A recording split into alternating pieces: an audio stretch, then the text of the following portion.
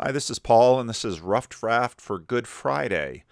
Things have been a little chaotic at Livingstone's. My wife just got a positive COVID test 9 days after her second vaccination, so I'm not going to be able to do the service at Livingstone's, and so the video tonight is going to be the same video that's at Livingstone's. Easter is up in the air. In terms of my participation, I just had a COVID test today. So I'll get those results tomorrow and we'll see what happens. I haven't even finished my Easter sermon yet, so it's going to be a strange weekend. Jesus was not alone in his crucifixion. Two other men, both evildoers, were also led out to be executed with him. When they came to the place called the Skull, they crucified him there along with the evildoers, one on his right and one on his left.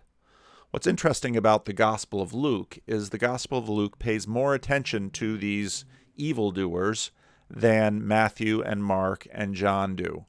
In fact, the names are changed. Peter had declared that he would certainly go with Jesus to his death. Peter is not there. James is not there. John is watching with the women. John is likely quite young to be seen as a threat to the government, and the women are a ways back. But those who said that they would stand with Jesus have all shrunk away and are in hiding, and Jesus now is left to be crucified with the evildoers. Now, Matthew and Mark call these evildoers lestai, which means brigands or insurgents. In Luke, he uses the broader term evildoers. Who of us is not an evildoer? And so this sort of mirrors our good people, bad people way of talking. Often you'll hear it said that someone does something and so they're sent off to jail and people will quickly intersperse, no, but I'm not saying they're a bad person. Well, Luke is saying the people that are being crucified with Jesus are bad people. He's not alone in his crucifixion. He's in the company of bad people. And we've been seeing all the way to Jerusalem that Jesus both eats with Pharisees and the religious authorities, and Jesus also eats with tax collectors and sinners, who the religiously scrupulous considered to be bad people. Jesus said, "Father, forgive them," meaning the people that were crucifying him, for they don't know what they're doing. So he's got an evildoer on his right and his left, and he's asking the Father's forgiveness for the people who considered themselves doing what was righteous, doing what was just, fulfilling the law, the requirements that Jesus should die. And they divided up his clothes by casting lots. People stood watching, and the leaders even sneered at him. They said, "He saved others. Let him save himself if he is God's Messiah, the chosen one." So you have the religious authorities. And on the other side of the Jewish culture war, you have the soldiers who are there to represent Rome and the Roman occupation. So you have those who would be free from Rome and Rome all at the same time, and the one thing that they can agree to is that Jesus is deserving of mockery. The soldiers also came up and mocked him. They offered him wine vinegar and said, "If you are the king of the Jews, save yourself." There was a written notice above him which read, "This is the king of the Jews." Pilate's little sneering mockery of the people that he was governing over, and Jesus. This is your king. You see, crucifixion was a political act. It was demonstrating Roman power. It was showing that no one can cross Rome and live. It was demonstrating the superiority of the Roman gods over the gods of all the other nations. One of the evildoers who hung there hurled insults at him. "Aren't you the Messiah? Aren't you the one that is supposed to be the chief of the brigands, the chief of the insurgents, the one who has the power, the one who has the capacity to bring justice to the earth by cleansing this land of the scourge of the pagan Romans. Aren't you supposed to be our leader? But here you are, splayed naked just like me, for the amusement of both the Romans and the religious. Save yourself and us if you're such big stuff. Now, we listen to this as moderns, but there are really not that many things on the menu in terms of the big question of why things happen. For many moderns who say, well, the universe just happened to develop like it has, there's no purpose, there's no rhyme, there's no reason, there's no governance, then it's just all chaos. And any good that you might recognize as good is defined by you. It's not good in itself. And any good that you manage to do is achieved by you. There's no one else to thank or to blame. Ancients didn't see the world that way. They saw a great degree of chaos in the world, but they believed that there were powers that governed the world and governed humanity, that humanity would be subject to and judged by. And so in the crucifixion, they saw karma. They saw evildoers getting what evildoers deserve. They saw losers getting what losers deserve. If anyone on the cross had an in with the gods or with God, surely this wouldn't be happening, because you can tell the good and the bad by the outcomes. Do good things, have good things happen to you. Do bad things, get bad things. So if bad things are happening to you, you must have done something to deserve it, or even in the words of The Sound of Music, somewhere in my youth or childhood, I must have done something good, because here I am standing here with you. The Hebrews, of course, had their own take on this, which you can see explained in the book of Job, and you can see that worked on in the book of Job. The book of Job basically said that karma isn't the whole story, but there is a God in heaven who is just. Now, winning and losing are revealed in history for the ancients. The primary thesis of Job's friends is, well, if Job is suffering, he must have done something wrong. And remember, we talked about this in our sermon on Luke 15. Job is portrayed as the best man in the world, but then Job suffers calamity. Surely Job did something really bad to have all of his children killed and all of his riches wiped out. Surely there must be some horrendous hidden sin that Job has committed. And to make matters worse, Job keeps pleading his own innocence. Job did something to anger God or the gods. The God or the gods speak through calamity or good fortune. That's how you know who is righteous. They receive good things. And who is evil? They receive judgment.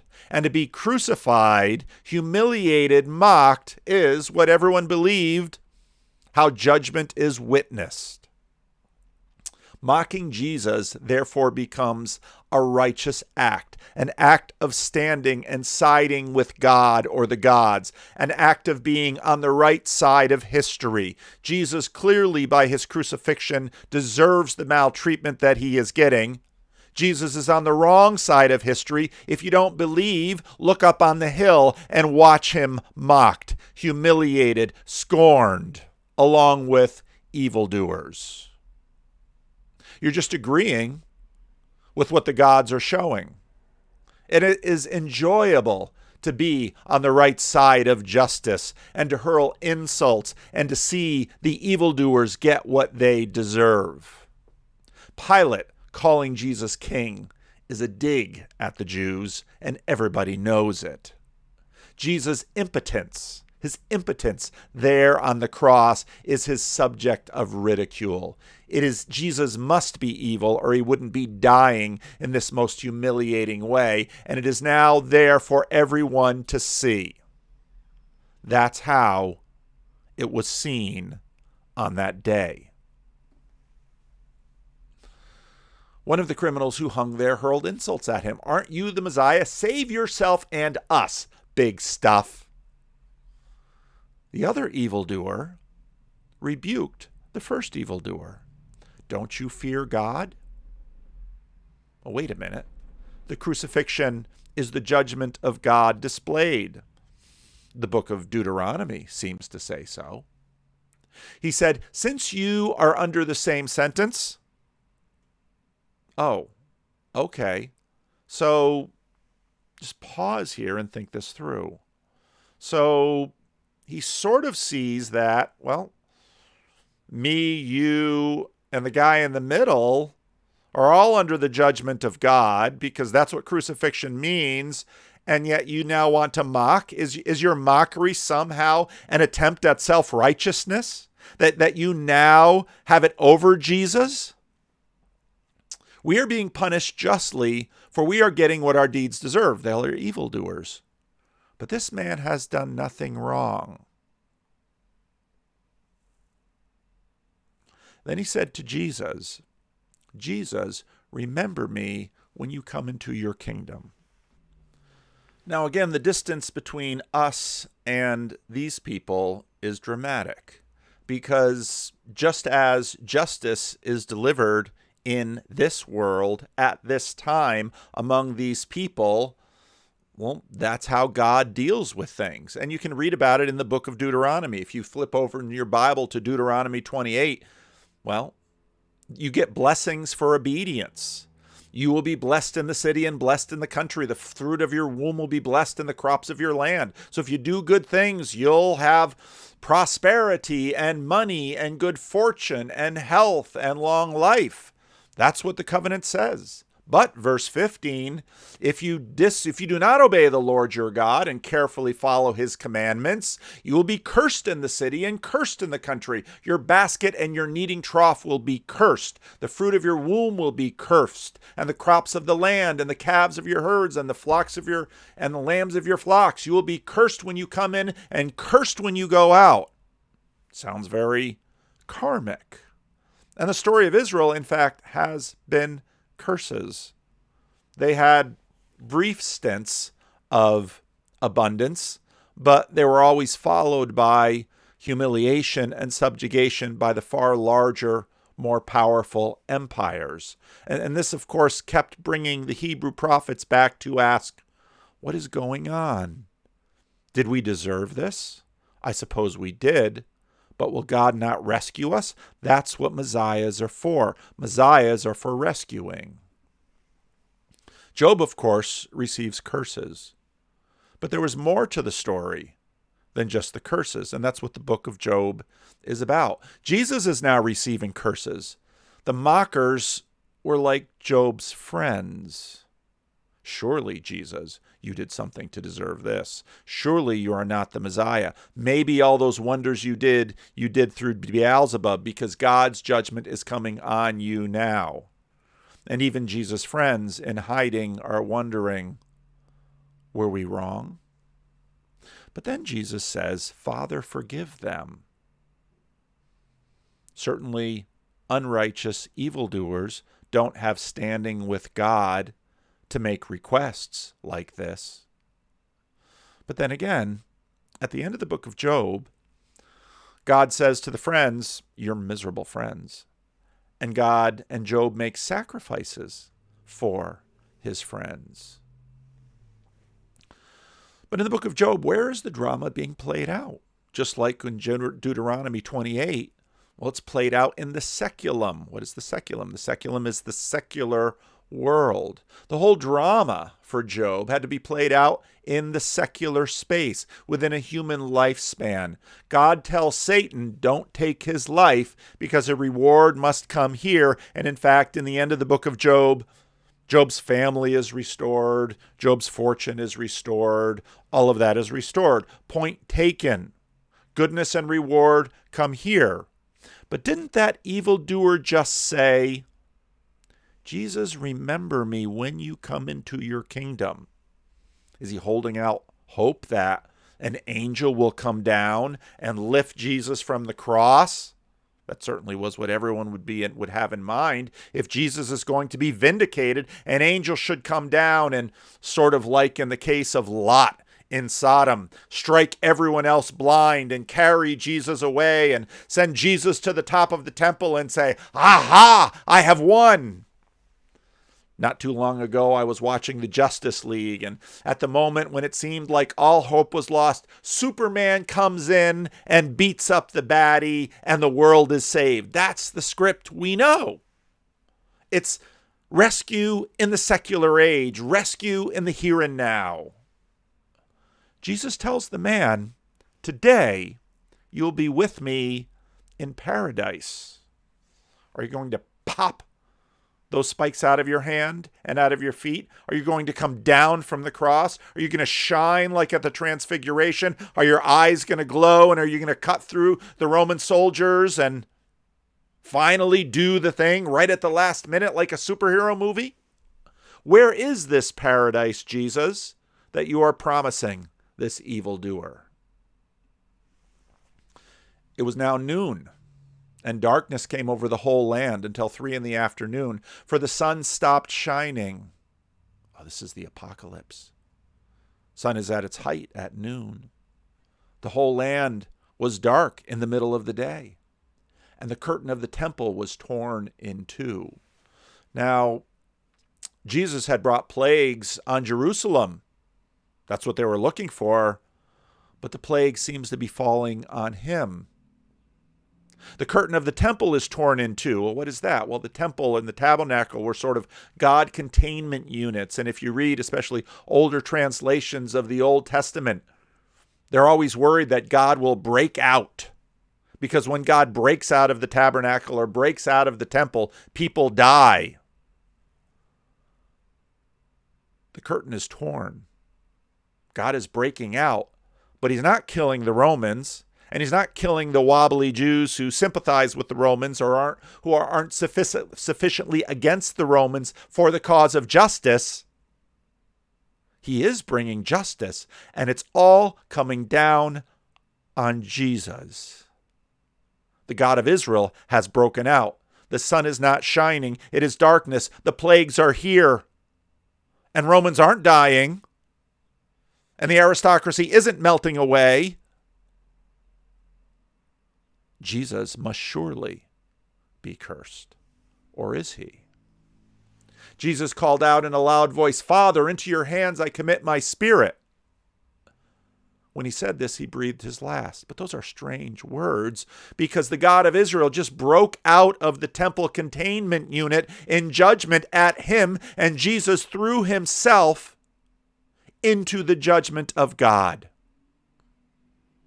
And it cost him his life. So what does that mean? How are we supposed to follow this narrative? Is Jesus evil or not? Is he guilty or not? One of the evildoers said he wasn't. Is God judging the Romans? Is God judging the Jewish leadership? Where is God's judgment falling?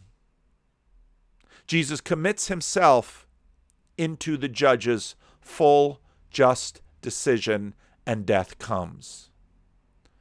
Isn't this the judgment of God against evildoers? Isn't death karma's final proof of Jesus' insufficiency? For the Romans, Jesus couldn't prevail against the Roman gods. For the Jews, Jesus wasn't vindicated by the Father through victory over his enemies. He didn't shine like the dawn and pop the nails out and skewer Romans with his X-ray vision. He died like a loser. The centurion, seeing what happened, praised God and said, "Surely he was a righteous man." No. The centurion works for Rome. He should be saying, "Yay, Jupiter! Yay, Roman gods! The evildoer has been vanquished. The one who stands against Rome and its power and its supremacy and its glory has now died a just death on the cross. Hail Caesar!" That's what the centurion should say. He called Jesus a righteous man. How was Jesus declared righteous by God when his life was just taken? The centurion is an imperial oppressor, servant of the gods of Rome who have just prevailed over the so-called king of the Jews. And now he praises the God of the Hebrews. And somehow sees in the darkness at noon, the torn containment vessel, that this one on the cross is righteous. Righteousness is a judgment when made by God. Now, all the people before had been enjoying the show. Not too long ago, when old Hangtown, Placerville, was one of the last public executions in California, they don't hang people out in the common square anymore, probably because they don't want to see everyone enjoy it. Because that's what people do at public executions. They enjoy it. They enjoy the mockery. And how much better with a crucifixion when you rip their clothes off and you can spit at them and you can mock them. We are the champions. You are the losers. And everybody has a great day at the public execution. But somehow, everything changed.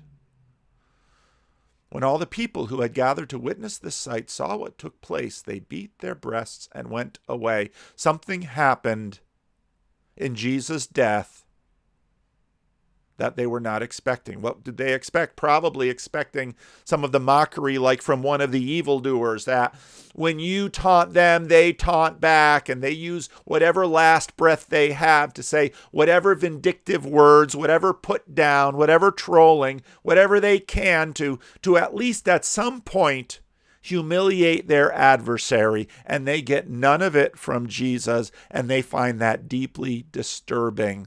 The crowd has been all about righteous mockery, exposing Jesus for the fraud that he is. He failed to save Israel. He couldn't even save himself. But now the mood has changed. This was supposed to be fun. They didn't celebrate. Now they mourn. And they don't quite know what to do. They don't know what would bring them peace. That's what Jesus said. They still have the Romans. They just killed Jesus. Well, they'll have the Sabbath day to think about it. And then the same old day, the same old week grinds the day after the Sabbath. Because there's nothing new under the sun. There's nothing that changes. There's nothing that breaks the script. This was strange. It's odd. They don't know what to do.